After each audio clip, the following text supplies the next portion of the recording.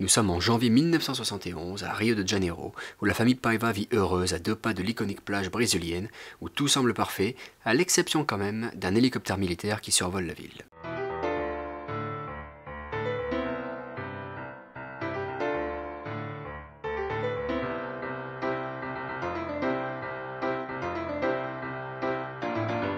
Avec Je suis toujours là, Walter Salles, le réalisateur de Carnet de voyage notamment,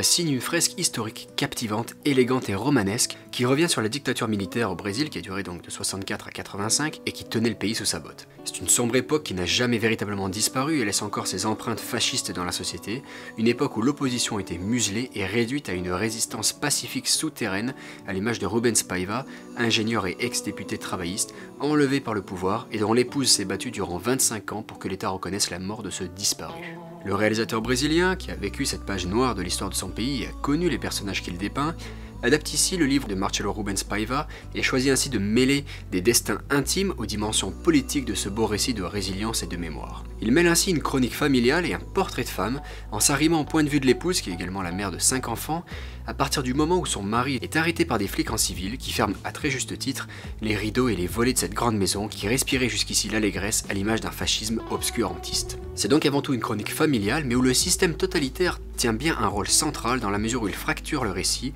créant un avant et un après. Walter Salles réussit en cela très bien à nous plonger dans la vie et l'intimité de cette famille en quelques scènes seulement, nous donnant l'impression de les connaître en à peine 20 minutes, pour créer d'autant plus d'impact après l'enlèvement et véritablement faire ressentir le manque. L'évocation 70s, dont la reconstitution est par ailleurs très réussie avec ses décors, ses voitures, ses photographies et même les films en Super 8, ajoute également un degré supplémentaire au poids du fascisme en anéantissant tout cet esprit insouciant aux musiques tropicalistes. Son poids se mesure alors en pertes successives, du père évidemment, aux propriétés et vêtements de la famille, en passant par les sourires, la joie et bien sûr la maison. Primé à la Mostra de Venise du meilleur scénario, ce combat historique et intime contre l'oubli a conquis le public brésilien avec plus de 3 millions d'entrées et séduit à l'international, notamment avec le récent Golden Globe pour son actrice principale Fernanda Torres, qui a également obtenu une nomination aux Oscars dans la catégorie meilleure actrice.